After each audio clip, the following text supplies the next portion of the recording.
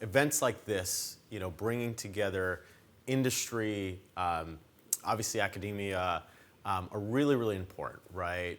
Not only from a learning perspective, but from a business development perspective. And, we're just glad to join NJCU here and, are honored to be a partner. There's a reason for why we're in New Jersey, right? New Jersey has been our home since inception. We've been here and been able to grow here for the last 14 years. The state has been terrific. And part of that, I think, comes from really all of the great partners the state has and, the state's ability to tap into those partners, right?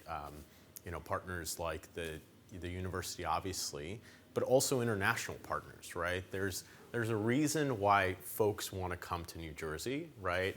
Not only from a local business development perspective, but from an international business development perspective, right? There's a lot that New Jersey has to offer. And, this is a great example of that happening. And look, sometimes it's hard to tie direct value, but for us, any way that we could help the state of New Jersey, our local universities, grow and develop, we think that ultimately that'll come back in some way.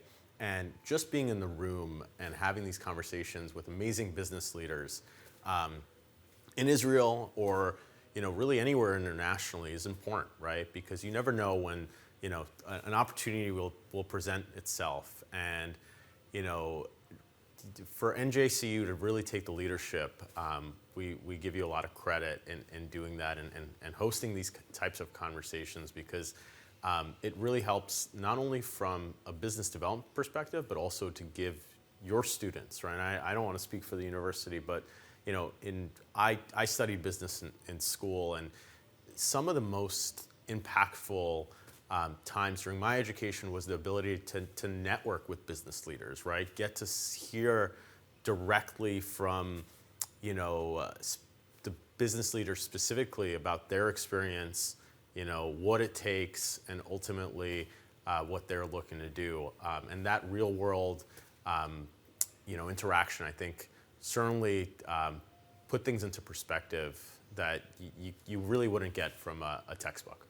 Our business revolves around partnerships, right? We're in the back end, of financial services, and really leaning on a lot of our fintech partners, whether in lending or another fintech vertical to help us with reaching the consumers where they want to be met, right? And we want to enable them to be able to do that while we stay on the back end, focusing on technology, right? But also regulatory compliance and consumer protection.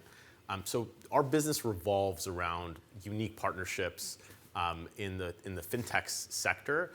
But I think even broader than that, right? We need to have great partners, with universities, great partners in government to make sure that we can grow, not only specifically from a business partnership perspective, right? Finding that next client or the business partner, but also just partners in our local community, right? So we could fill the void where we need to when it comes to talent, right? Or help universities by providing perspective on things that we're working on the technology front. And really tapping into the network of our local community here in New Jersey has been beneficial in many respects, right? You never know what it'll end up leading to, and I can give a ton of different examples of something that may have seemed not so significant that ultimately led to great success in the business side. So I think it's hard to predict the future. Financial services has changed so much over the last 10, 20 years. Cross River Bank has consistently looked around the bend, right? And that really comes from our CEO, and that 10 years ago we were looking at what was going to happen now, right? Or 5 years ago we were looking at what was going to happen in the next 5 years, and it's constantly looking at emerging technologies, looking at different ways that we could help our partners reach consumers. And just having that forward-thinking approach, I think that's what really separates Cross River. in in making sure that we're at the cutting edge of financial innovation.